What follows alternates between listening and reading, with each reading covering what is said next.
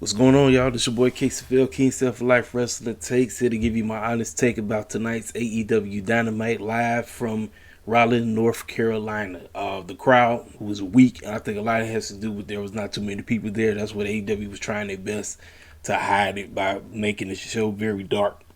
But I actually think this was a very good episode. I love story-driven episodes. When it's story-driven heavy. This is when I can get into an episode of wrestling. When the stories make sense, when they matter, when you can get me to care about what you presenting on television, this is when it's a great episode. I'm serious. Or a very good episode at best. Like I said, it still wasn't great, but it was better than last week. That's what I like. When we move forward and we do things that make sense, this is cause for me to give them nothing but praise. We open up the show. Adam Cole, Bobby Fish, Kyle O'Reilly, they come out. They greet the crowd. Adam Cole says, we've been having the best 2021. And I say, you're right. But you got to remember what took place in NXT. They talked about how 2022 is about to be the best. Red Dragon is the best tag team. Adam Cole said he has not been pinned yet.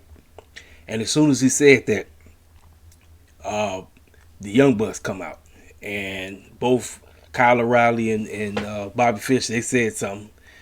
And they was talking about the best friends and all that, but Bobby Fish kind of botched, talking about some super friends or whatever. So then here come Matt and them, they came out, and obviously you know what's finna happen. You know what's about to go down. So they got into, they kind of was going back and forth with Red Dragon, talking about how we're determined to get back our AEW Tag Team Championships. And Kyle O'Reilly said, hey, me and Bobby, we want to do that same very thing. That's our resolution. In other words, y'all know what matchup is happening in that revolution. Y'all do know that we're going to get Young Bucks versus Red Dragon. Y'all already know. It's penciled in, right? So Adam Cole was like, hey, we're the best tag team. We're the best group. We're the best faction in AEW right now. I mean, what the heck is the best friends? Who the heck is OC? As soon as he said that man's name, that's when they all came walking out. They got in the ring. OC looked at that man. He said, what the heck are you going to say? Just stand there and look goofy with your hands in the pocket. As soon as he said that, that man speared him down. This when everybody started beating the brakes off each other. I mean, everybody was tearing each other up. Y'all already know, right? Now, remember, Chris Statline is with him, right? She's the only female in the group. She got out there. She got in Adam Cole's face, right? Who come running out? The AEW Women's Champion, Miss Britt Baker. She came out. Dr. DMD. Ladies, listen, ladies and gentlemen. Pay close attention to detail. One, she didn't have a title. Two, her Road Girls weren't with her. Y'all should understand what's going down. Understand what's going on. She came out there and she laid out Chris. She laid out Chris. I said, okay. I said, now, this is the Brit that I like. I like this Brit because Brit has been too much of a babyface. Even though she's a heel, she's been getting too much babyface pops. Too much. And like I say, this is the end of her title reign because everybody in the mama know who's going to dethrone her. That's Thunder Rosa. We already know it's coming. And I'm calling for it, y'all. I believe the main event of Revolution is going to be Britt Baker versus Thunder Rosa for the AEW Women's Championship. They will main event that pay-per-view. I'm just telling y'all right now. I'm telling y'all right now, they're going to main event. You might as well pencil it in because it's going to happen. Britt then main evented everything else. She said it herself. She didn't main event everything else. It's time to main event a pay-per-view. They will main event Revolution. It's going down. This will be the first time ever that the ladies get to main event a pay-per-view. That's excellent. That's great. This progress. That's what it's all about. So after she laid out Chris and them, right? Everybody standing in the ring that's from the super elite clique, undisputed era, whatever you want to call them, right? The Young Bucks was finna do the kiss where they kiss Adam Cole on the cheek. Britt Baker stopped them and kissed the man and everything. I said, now, ladies and gentlemen, this is what cats have been waiting for. We got the power couple on air. This is what we're talking about. I love it. I love them. Adam Cole and Britt make an outstanding couple. Listen, folks, it's coming. It is coming, folks. I'm telling you. And now, Tony Schiavone, he's on notice. He's on notice because I'm telling you right now, after Britt drops that championship, Ain't no more being cool with Tony. It's not. Ain't no more being cool with that man. She got to go full throttle heel now. After she lose that championship, she got to go full throttle heel. And the best thing to do, be with your guy. That's the best thing to do. I know she won't have the championship no more, but be with your guy. So, outstanding first segment. This was great. It's all about the storytelling. As much as OC and they've been falling off, this was great. And with that being made, we got a matchup that's already been set for Rampage. We got Trent Varela taking on Adam Cole. That matchup must be great. I can't wait for it. We already know Adam Cole's going to win, but I can't wait to see that match. I want to see it. So, outstanding. They all did a great job. Even Cutler. Everybody did a great job. Everybody that was involved, they all did a good job. So, excuse me. So, we got the first matchup. CM Punk, Wardlow. This was the marquee match. Ladies and gentlemen, CM Punk has been beaten up before. He got jumped by Hobbs, but he's never been jumped like this. Wardlow kicked CM Punk's tail tonight. CM Punk did absolutely nothing in this match, and it was great. But you got MJF goofy behind, all up in the way, causing all kind of distractions, just throwing Mr. Wardlow off his game. I mean, Wardlow is tired of this guy. He's tired of him. Wardlow was destroying CM Punk. CM Punk got no type of licks in whatsoever. He tried. CM Punk did nothing with Wardlow, and he made Wardlow look excellent. But MJF, his silly behind with all the shenanigans he was pulling, messed that man up. That man powerbombed him at least 20 times, I feel like. He powerbombed him so. Then he took him outside, powerbombed him through the table over there. Bro, he took like 50 years to finally get back in the ring, right? And I know a lot of people was complaining about the finish. A lot of people was complaining. MJF was responsible for Wardlow losing with the distraction. CM Punk did the roll up. I understand a lot of people complaining because AEW kind of do that a little bit way too much. Where you got somebody who's way bigger than their opponent and all they do is roll them up. It's like you see it over and over again. It's like they're going to have to come up with something different. I agree with a lot of people complaining. Like, that's like you're going to have to test something different. I get it, but you got to test it. You got to do something different. You have to. But the name of the game was to showcase how dominant Wardlow is. And apparently WWE has been eyeballing this young man. WWE wants Wardlow. I don't think Wardlow's going anywhere. But, hey, who knows? But like I said, they've been eyeballing him. They said that they want to try to get that man to come over, to leave AEW to come join WWE. There's a lot of people that believe that he might be successful in WWE. Like, I don't know, man. I don't know. It depends because Vince McMahon don't know how to make nobody no more. He don't. If your name not Brock, if your name's not Roman, what are you on the show for? You're just there to be there. I'm sorry, but that it is what it is. But yeah, like I said, and Shawn Spears came out there. This is what happened. So after the match, Wardlow was ticked. Wardlow was mad. MJF all up in that man's face. You can see the slow burn. My man he's hurting. He's tired of this clown. He's tired of him. He is tired of MJF. MJF put his finger all up in his face and he grabbed the man's finger. Shawn Spears comes running out there to cool them both off. They said, fellas, we're family. What the heck is wrong with you? Calm the heck down. Calm down. They all go running to the back. I'm like, look here. Everybody is excited for this young man's babyface run. I am too, because I want to see it. I want to see him as a babyface. I want to see how he does as a babyface. I'm very excited for when the time comes. But I told y'all what I wasn't going to like because I knew that this was the road they was going down. In order for CM Punk to get his hands on MJF, he's got to go through every member of the Pinnacle. And so far, he's went through the doggone FTR. He went through them. Now he just went through Wardlow. And later on, I'm going to talk about who CM Punk's next matchup is against. I'm like, we did the same stuff with Jericho. We did the same exact thing. And I'm like, y'all, we got to do something different. Do something different. Don't do the same thing. You know what I mean? But overall, matchup was what I expected it to be. Wardlow beat his dominant foe. I mean, before the match, they had a promo just showcasing how dominant Wardlow is. And anybody that get in the ring with him should be very fearful. And they showed everybody who was a victim to him because he just victimized them. It was a great promo. I don't know who the bridge guy that was doing the promo for him, but it was great. It was great. So that's that segment. So right after that, we got my boys, Powerhouse Hobbs with Ricky Starks versus Dante Martin. Ladies and gentlemen, part 2 was better than part 1. Part 1 fell short because Powerhouse Hobbs got a concussion. This matchup was great. I think I like this matchup better than Wardlow versus CM Punk, and that was all storytelling. Right here, this matchup was even. It was even. A lot of people don't like the 50-50 booking, but this matchup called for it because Powerhouse Hobbs was showcasing why he is that dude.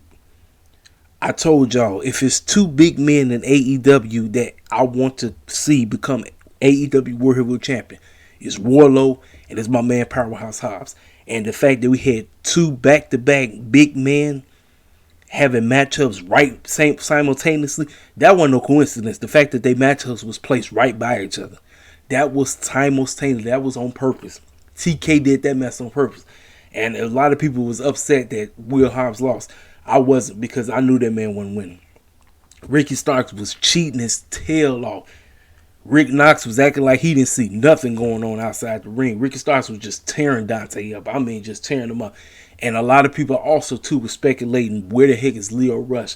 I'm going to tell you what Leo Rush is. Leo Rush is somewhere chilling right now. Now, a lot of people think it's either COVID or the man is on timeout. And we know why he will be on timeout. I don't think he's on timeout. I think he's just chilling. I think, TK let him get a break. But like I said, a lot of people think he's on timeout because of the whole big swole tweet that he tweeted at that man, telling that man he needed to apologize, which he still hadn't done. Because I told you, TK is very egotistic. He's an egotistic maniac. He needs to humble himself, apologize to that girl so we can move on. Like I said, put your big boy pants on, apologize to her so we can move the heck on. But that's that. But Dante Martin and Will Hobbs, they tore the house down, folks. I'm telling y'all right now, when Will Hobbs gets everything that he needs to get, when he gets over to the place that he needs to be, I'm telling y'all, man, my man will be AEW World Heavyweight Champion. He will be the first black AEW World Heavyweight Champion. You might as well get ready to pencil that in, because it's going to happen, folks. It's going to happen, whether people like it or not. Why do you think the way how they've been booking the man? I know they could be booking this man a lot better, and yes, they can. They can, but this matchup was excellent. It was better than their first matchup. Like I said, usually it'd be the opposite. Usually part 1 be the best one, and then part 2 be kind of weak. Part 2 was better for these cats. It was great. Dante Martin ends up getting the victory. And after the matchup, the 2 of them started beating the brakes off of Dante. They started tearing that man up. Now, this was random as heck. Fools like Alfred Canero have been out there clowning, talking about he been putting a APP out for Jay Lethal. Jay Lethal comes out the woodwork and pulls that man out, lays out Ricky Starks and pulls that man off. And I'm like, that was just random as heck. So now we got Jay Lethal involved in the storyline. I'm going to tell you this. Yes, TK is basically saying, since everybody be complaining about us not being on the show, this is what he's saying. I'm going to let the brothers go at it. Because this storyline has basically been about the brothers. That's basically what it's been. It's been about us. This whole storyline has featured us in it. It's us versus us. That's basically what the storyline is. I don't know if people ain't been peeping the game, but it's us versus us. And anytime when it's us versus us, it needs to mean something. And the fact that we threw Jay Lethal in there, it throws a completely different monkey wrench in there, because Jay Lethal was nowhere in sight. Apparently that dude was on Dark hanging out with Sonny Kiss all day. But now the fact that he's hanging out with Dante Martin, I don't know where we're going with this, but he pulls him out. So it makes me think that we're going to get a tag team matchup with Ricky Starks, Will Hobbs versus Jay Lethal and Dante Martin in the near future. That's what it feels like. So very good segment between all of them. Very good match. Very good segment. So now, backstage, Chris Jericho in the Inner Circle is talking about how they will be in Sammy's corner tonight because he will defeat Daniel Garcia. And next thing you know, Eddie Kingston comes out the woodwork. Remember, Santana and Ortiz and Jake Hager is right there. Santana's in the back. I mean, not Santana. Sam's getting ready. Eddie Kingston comes out the woodwork. He said, look, I'm going to be out there ringside too. But I'm not ringside out there, even if the 2.0 boys come out there messing with you. Like, I don't understand what's your beef. Like, what do you want?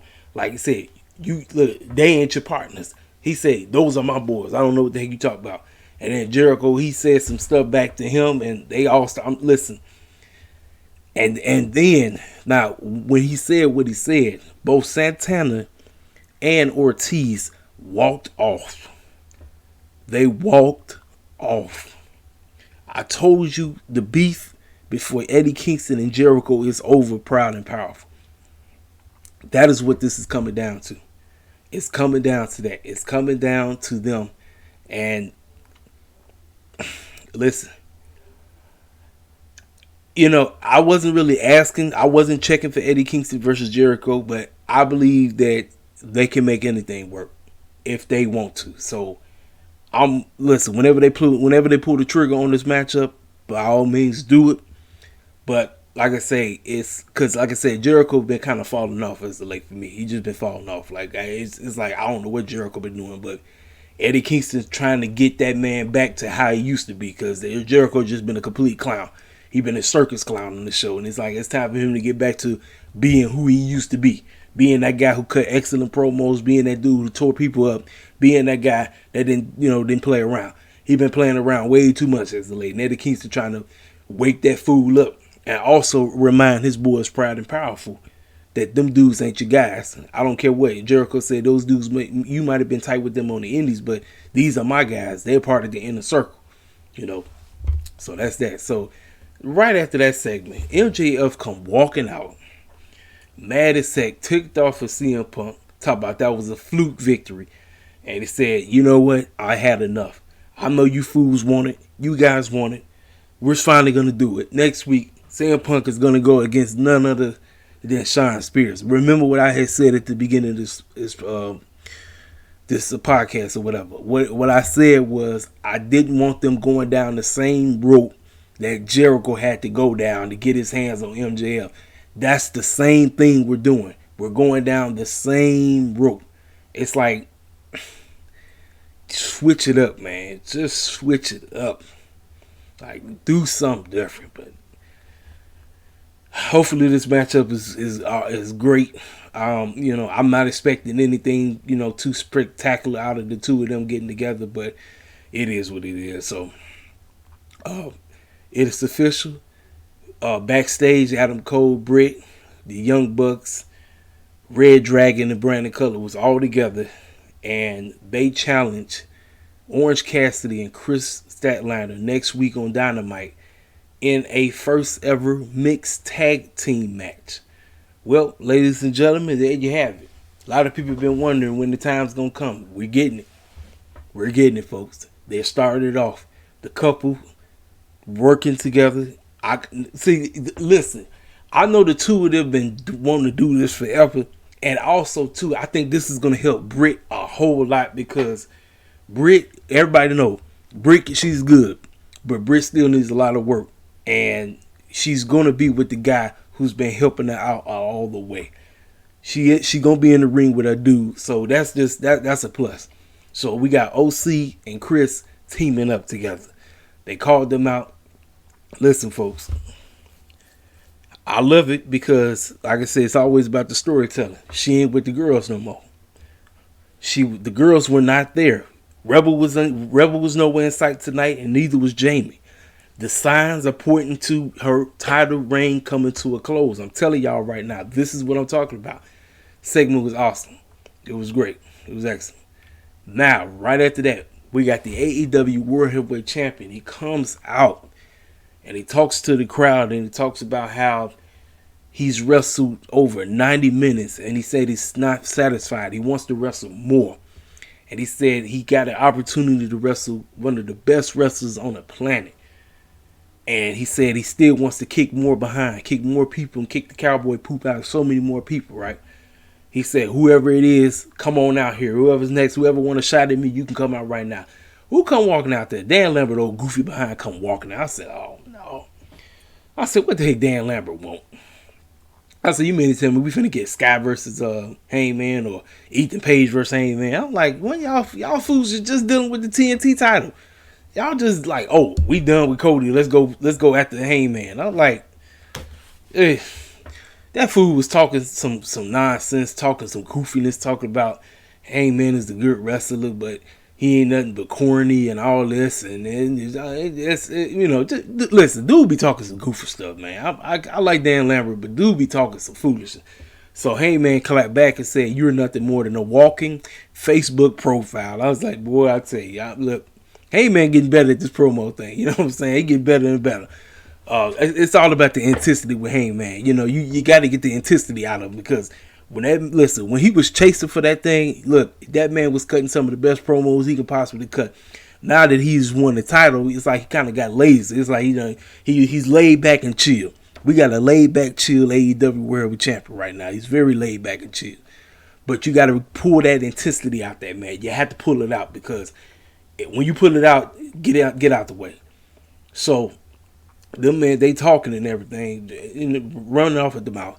Then out the woodwork, a countdown comes on. I'm like, wait, who music is this? And I forgot. Lance Archer has made his return. He comes out there, right, and he looks like he finna get into it with Dan Lambert, only to clothesline the mess out of Hangman Page. I said, well, there you have it, folks. Lance Archer done jumped the gun. He done jumped everybody, and now he is the new number one contender for AEW World Heavyweight Championship. He done basically put himself out there and said, I'm going after this. I'm going after Hangman. I'm going to take that title off of him.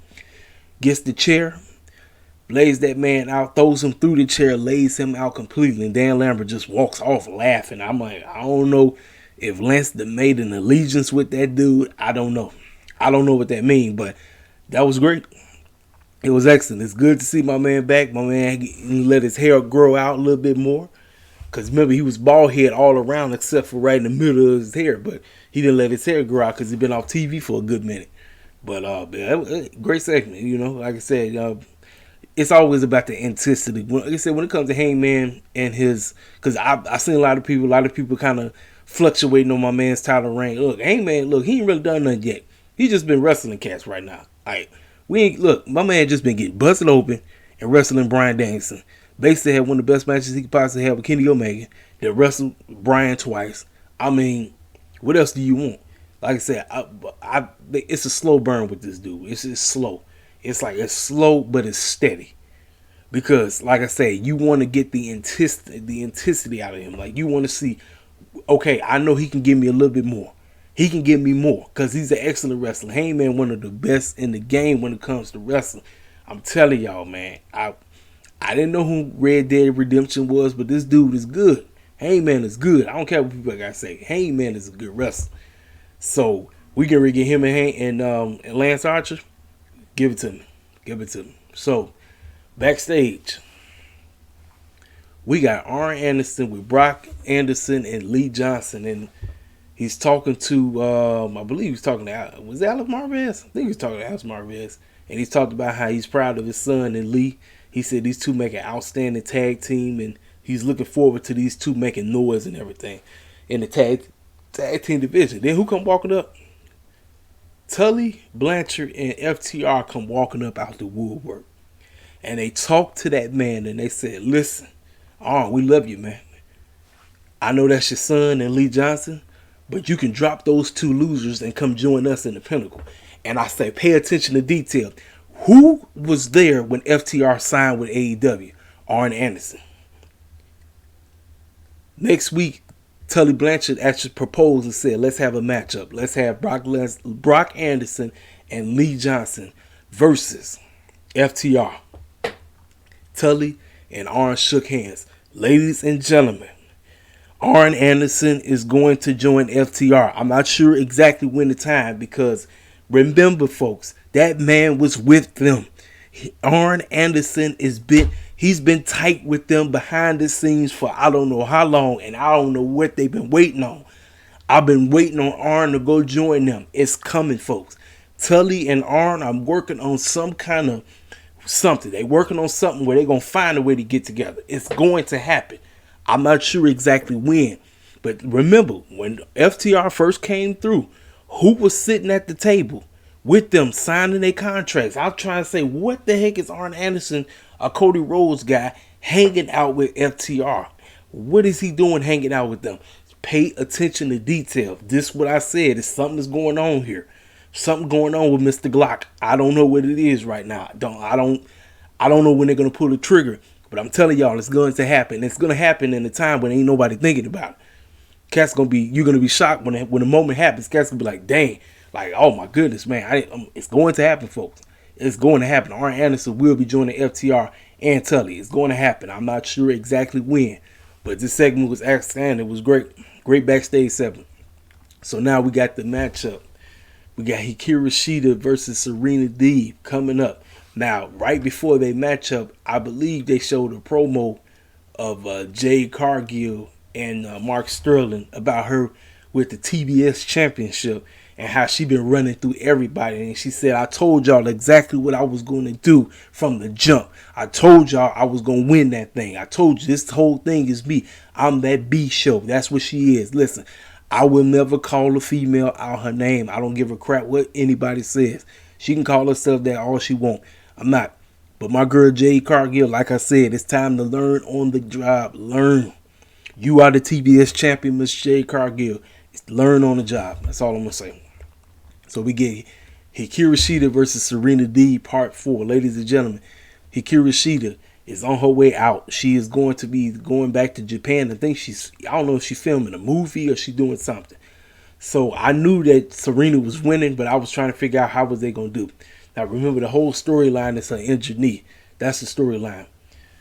Before the match even started, Shita came out first. Then Serena came out behind her, whacked her with a doggone kendo stick, threw her in the ring, swinging the kendo stick like crazy. I mean, just beating her down, beating her up, just messing that leg up. Shita didn't get no type of offense in whatsoever. This was a beat down because I told you Miss Serena Deeb is on another level. Ladies and gentlemen, Serena Deeb should be the TBS champion. It's no question whatsoever. It's none whatsoever. And I love Jade Cargill. But Serena Deeb should be the first. She should have been the first annual TBS champion. And if they wanted to, they could have had Hikira Shita and Serena as the final two. And boom, that's when we could have had it. And this would have been the angle where we can have Shita go right up, center off. And Serena would be your first annual TBS champion because she carries herself like one, even though she doesn't have a championship right now. Listen, this girl is crazy. This girl is insane. She's like, look, I'm about to beat the brakes off this girl, and I don't give a care what nobody got to say. I don't care about the repercussions. I don't care. I'm going to injure this woman. I'm going to destroy her. The intensity from this young lady is off the chain, and I'm loving it. I ain't never think I was going to like heel Serena. Heel Serena is excellent. Heel Serena is everything in a bag of chips. Let me tell y'all something. Wrestling, listen, when wrestling, this is what I want. I want AEW to continue to get everybody. If you're going to be a heel, make sure they push them as the heel. And they take your role. If you're supposed to be a heel, take it and run with it.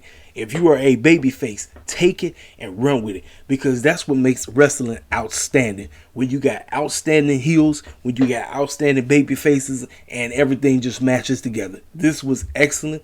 The matchup wasn't even a match. It was a beatdown. It was a murder scene. Serena murdered Shita. That's what the whole script was. So she wins by fourth. Well, what do you call it? Stoppage, referee stoppage, because she couldn't go anymore. So after that, Serena just was going crazy. Started beating her knee up again, just beating it down, tearing her up, swinging the kendo stick. So all the referees had to come out and hold off and everything. So as she was being held off and ran off, here come everybody, Anna Jay, Taya, and I think Sky Blue. I think Sky Blue was out there. So they was coming to help Shita out. So now next week, we're getting Serena versus Sky Blue. Sky's going to get destroyed. Serena going to eat her up for lunch, breakfast, and dinner. It's not even going to be a matchup. She finna be the next victim. She going to destroy that girl, you know what I'm saying? So that was that. So talked about that. Next, so backstage, we got Tony Schiavone with Jurassic Express and Christian Cage talking about them winning the AEW Tag Team Championships and how they're looking forward to defending the tag team titles to anybody that's in the back. They don't care who they are. If you're part of the top 5 or whatever, hey, we'll take you on. Next thing you know, here come Johnny Hungy and Alex Reynolds come walking up out the woodwork. And they said, hey, you said you guys are looking for somebody to go up for them tag team titles. Where you looking at them?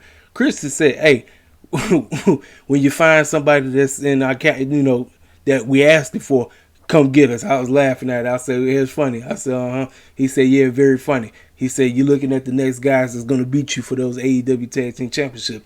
Jungle Boy said, is the matchup you want? Sure, we'll take you on. So the matchup has been set. We're getting Jurassic Express versus Dark Order members Johnny Hungy, a.k.a. John Silver, and Red Silver on Rampage.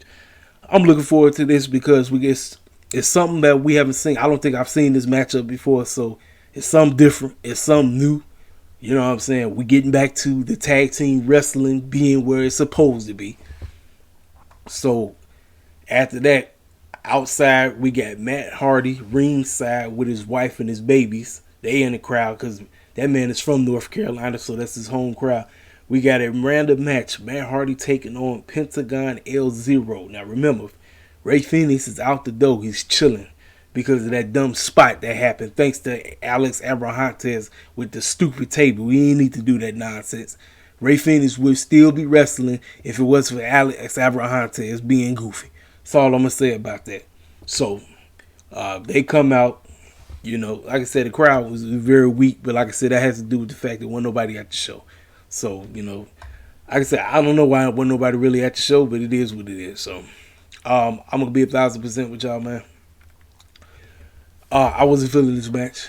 Now, Matt Hardy, he had Private Party with him. Ladies and gentlemen, Matt Hardy and Private Party will soon be breaking up, but we got to wait till Jeff show up. Once Jeff show up, no more Hardy family operations or whatever, office or whatever. No more. It's time for everybody for that to disband. Let's disband that faction, disband it, and disband it quickly. Because this has done nothing for Private Party. Private Party haven't done anything. They just been looking goofy. They've been looking real silly. And like I said, I think this is the weakest match on the whole show. Pentagon Jr. Listen, they kind of got the crowd into it, but you know, it is what it is. Pentagon Jr. ended up beating Matt, and so that was that. So after the matchup, yeah. So after the matchup, Penta and Alex Abrahantes hopped on the mic and they called out Malachi Black, and I said, "What, you want to get beat up at Malachi Black now?" Malachi Black answers the call. Lights go off. He comes out the woodwork, lays out Alex, and then lays out Penta. And so then here come the Varsity Blondes with Julia. They all come running out there. Julia looking like a pirate with that doggone eye patch on. They come running out there. The lights go off, and here comes the debut of Malachi Black's independent tag team partner, Brody King. Now, like I said, I've never seen this young man wrestle before. There's a whole bunch of cats I know that love this cat. I'm not familiar with his work. I need to see more of this guy before I jump on the bandwagon. I'm not told yet. I need to see more of this young man. The man has the look. He looks like he's something. He looks like he's a serious problem. Because when them lights pop back on, the Varsity Blondes and Penta all got destroyed. Brody King he annihilated. They tore them clowns up. I said, well, you're looking at potentially your next AEW Tag Team Champions if they don't give it to my boys, The Acclaim. So, after that, Shivani's in the back talking with Red Velvet, Layla Hirsch, and Chris Stanley because there has been a match that has been announced for Rampage. There's a trios match that has taken place. Leah, Red Velvet, and Chris Stanley will take on the team of Bunny, Penelope, and Nyla Rose on Rampage. And so, Chris was talking. She said she was addressing the situation about what happened with Britt and said she's looking forward to that mixed tag team match with her and OC taking on Adam Cole and Britt Baker. Layla stopped her and said, wait, you're selfish. We're supposed to be getting ready for this trios match and you worried about that doggone mixed tag team match. Red stopped them both and said, ladies, what the heck is wrong with y'all? We can't be going out here and acting like we not tight. If we got dysfunction going on in the group, we're going to lose the match. I said, Red, you know what's about to happen. Red, and I hate to be this way, but I got a feeling Red's going to take the pin. I hate it. I hate to feel like that, but it just feels like this is what Red is in the match for. Red is going to get pinned. I hate to be this way. I hate it. I don't want Red to get pinned. I don't. But I feel like that's where they put Red in this match so they can say, well, look, Red Velvet's on television. Yeah, she on television just to get pinned because I sense it already. So that's that situation. But you can tell that Layla's turning heel. You can tell. I don't want Layla to go heel. I prefer Layla as a baby face. I want Chris to be the heel. That's what I want. Because I think Chris could get the alien gimmick over more as a heel. That's just me. I prefer babyface Layla. Why? Because of her size. A lot of people want Layla to go join Team Taz. I don't know about that. I'm not sure. I ain't ready for that. I would prefer Chris to be the heel because I think she can get the alien gimmick over. You know, that's just me. But that was that segment. It was solid. Solid backstage segment. Solid. Next, we got Bear Country versus The Acclaim. Ladies and gentlemen, my boys finally got a victory on television. I've been waiting. I've been seeing my guys lose every time. I say, man, my boys be losing way too much. I say, these cats, they got everything, man. I know a lot of people don't like the corny raps. Listen, that's my man. Listen, that's all he say. He say his corny raps. They're very cheesy. I know they're cheesy, but they over like a mug. Mr. Anthony Bowens, Mr. Max Caster. These are my guys. I love these cats, man. The Acclaim, they here. I'm here for The Acclaim. Bear Country actually looked great. I'm not big on Bear Country, but this matchup was an excellent tag team match. I know a lot of people going to say this matchup was garbage. No, it wasn't. This was great. But one of the biggest issues I hate about AEW is the picture by picture. Every time I'm trying to get into a match, picture by picture just kills everything. It kills everything for me, man. I'm trying to pay close attention to the match, and then these fools say, let's do picture by picture. No, don't do the picture by picture. Just go to commercial, then come back, and then I can focus on the match. But from what I've seen, man, this was excellent. I think this is the best Bear Country match they had yet. And The Acclaim looked great, and they got the pin. I say, about freaking time my boys won. But you already knew. My boys wasn't finna be able to walk out in one piece. They had to get jumped. As they were walking out, the music goes off. Tony Schiavone ready to get off. The snow falling. You already know. He gets to going because who walks out the woodwork with his bat? It's Sting. That man get off. He get off to that and walks out. They looking at that man. They started walking backwards. Then here come Darby Allin with the skateboard jumping out the woodwork, laying Max out.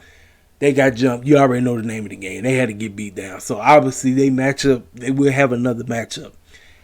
Now, I know The Acclaim are supposed to lose, but if you want to get them ready, potentially being the next guys to be the AEW Tag Team Champions, I would have them go over Sting and Darby. If Sting and Darby is smart, if Tony Khan is smart, you will have The Acclaim go over because this will be a huge win for The Acclaim. If you want to present The Acclaim as a serious tag team threat to the doggone Jurassic Express, they've got to go over Sting and Darby.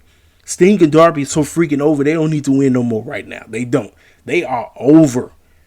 The Acclaim need to get to that position because, like I said, man, these my guys right here. There's a lot of people that do not like The Acclaim. I don't give a crap. The Acclaim are one of my favorite tag teams in AEW right now, man. They over. I say, listen, a lot of people be up here talking about AEW don't do us right. You know what? They don't. But listen, at times, when they want to, when they want to finally get us right and do a little something, I think this is something right here. A lot of people might think this is just a mere bag of shells. This was something. The fact that my boys went over, I said, this is what I'm talking about. This is what I like. Like I said, about time my boys went over, man. I've been asking Tony, when are The Acclaim going to get a decent victory on TV? And I'm not talking dark, because they win on dark and elevation like every week. Like I said, I want to see my boys win on Dynamite. And sure enough, this was the day. This was the hour. This was the time that my boys went over. Yes, this is what I'm talking about. So the whole segment was great. Like I said, my boys, they couldn't escape free without getting jumped. You already know. So backstage, Matt Hardy is frustrated. He got a private party with him. I think he was talking to Alex Marvez. I think either Alex or Tony. I get it mixed up because it happens so fast that I don't be paying attention to who he be talking to. or who they be talking to. But anyway, Matt Hardy was like, look, I'm tired of this mess. I was off my game. Stuff just not making sense no more. And then Andrade walk out the woodwork and say, hey, Matt, listen, you're a businessman, right? I'm a businessman. Let's talk about plans of working together. And we can make more money. We can be more powerful. I'm like, Andrade and Matt Hardy? Interesting. Matt Hardy said, well, the TV cameras don't need to see this. Let's go discuss this in my office. Oh, private party. You guys, y'all can stay right here. There he is. The end of the friendship or the partnership with private party is coming to a close, folks. That was the key. That was first right there. Dumping them. Dumping private party. Because private party needs to get back on their grind. Getting back into being contenders for the tag team titles, which we know that's not going to be anytime soon. So, now we got this matchup. The interim TNT Championship match. Danny Garcia, Sammy Guerrero. We got both Jericho and Eddie Kingston out. They out there. They ringside already. I'm going to be 1,000% with y'all. I expected this matchup to be better. It was kind of, it was just okay. You know, I listen, I like Daniel, I like Sammy, but I don't know. And like I said, the whole point of this interim championship thing, the fact that they even said Cody Rhodes is coming back, which I was really laughing at JR. JR must have had a brain freeze or something, because we don't know when Cody's coming back, when they just said Cody Rhodes is returning next week. I'm like, JR, you just heard Excalibur say that Cody Rhodes is coming back, and then he said we don't know when he's showing up. I don't know. Like, please make it make sense. So the man coming back, right? You put the interim TNT title back on Sammy when you had Dustin Rhodes right there, who is Cody's brother, so it would have made more sense for him to win that title at Battle with the Belts. This way, this cancels out anything, because Cody is still the TNT champion, and he still is the TNT champion. So, what's the point? What was the point? I don't get it. I have no idea. But like I said, the matchup itself, I mean, they tried a little something, you know, but the whole point was the storytelling that was going on outside the ring with both Eddie Kingston and Jericho. So, during the match, you already knew 2.0 was coming out. 2.0 came out the woodwork, laid out Kingston, then they laid out Jericho. So, with that happening, you think Danny's going to win. You think Daniel Garcia's going to win the match. No. Sammy ended up winning them, beating him with the go to block, whatever. Actually, now, when he did the move, y'all, he botched his own finisher, because when he tried it, he looked like he barely tapped the man with his knee. So, I was like, So, yeah, the move set was botched.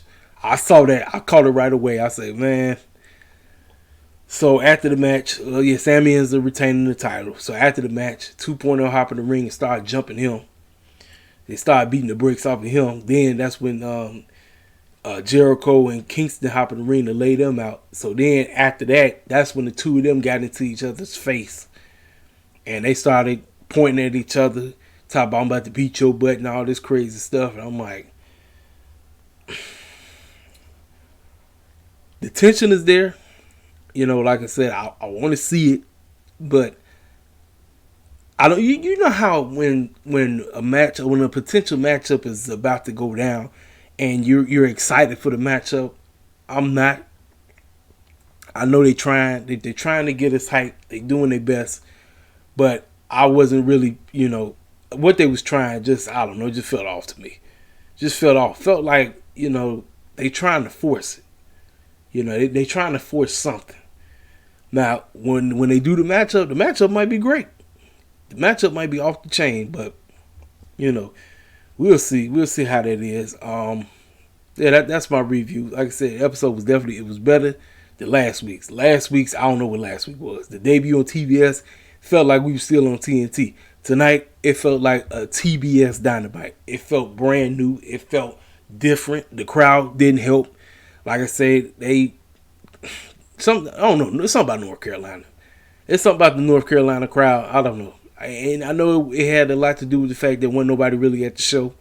And I seen clowns that love to eat talking talk about AEW is down because look at the crowd. I'm like, man, look here. WWE crowds always be less people like every week. They just started having a whole lot of people after the doggone day one pay-per-view. So I don't know what they talk about, but it is what it is, man. That's my review, folks. What y'all think? Hit the comment section up. Tell me what you feel about the show. Did you enjoy the show tonight? Are you like me that you enjoy more when it's story-driven heavy? Because that's how you get anticipated into a future matchup that they plan on doing. This is what you do. Keep the storylines going. Make us care. Why do you want us to care about what's going on your television show? Make us give a crap. If we're not caring, I mean, what's the point of watching? What is the honest to God point of watching? It's no point. Absolutely no point in watching. But that's my review, folks. If you're new to the channel, feel free to subscribe. Hit the like button. Share the video all over the place. Retweet it. Everything. Do what you got to do. If you're on Instagram, post it on Instagram. Post it on Facebook. Do what you got to do. Get me out there. Like I said, I'm doing my best to get this channel growing. I got 134 people. I appreciate everybody who still rock with me. Thank you for the new cats that came through. Like I said, we just started. We just getting started, folks. This your boy Caseyville, King Self for Life, Wrestling It Takes. I will see you guys after Rampage. I don't believe I'm going to be here for Rampage Live, so if I don't do the review sometime later at night, I always expect it sometime either Saturday or Sunday. So that's it. This your boy Caseyville, King Self for Life, Wrestling It Takes. I'm gone. Hey, I apologize, y'all. I forgot to talk about this segment. We got a word from Mr. Pac, the bastard. He's blindfolded now. Remind me of Daredevil. He talked about how Malachi Black messed up. Malachi Black messed him up. He said he may not be able to see again. But he said he thanks Malachi Black because there is a new version of Pac that has been unleashed. And he can't wait to return to demolish everybody in AEW. He was messing around with tarot cards and stuff. Now, I told y'all I don't get into all that satanic stuff. That's not my cup of tea. But blindfolded Pac might be something. Blindfolded Pac might be something special. Him running around here looking like a daredevil with his face blindfolded, looking like Daredevil, because you know he be doing all them crazy moves and everything. But the fact that he gonna be doing this all blindfolded now, it's gonna be very interesting to see how this takes place and everything. So apologize. I was supposed to talk about this, but it just dropped my mind because I was so focused on everything else. I forgot about him being blindfolded and everything. So this is just a little extra part of the podcast and everything. So I forgot to talk about this. Blindfolded Pac is on his way back. We don't know exactly what he's going to be doing because as of right now, he's just there right now. And we don't know where does he stand. Will he join Malachi Black? Will he still stay with Pentagon and them? We don't know. But that's that, y'all. So I'll check y'all later.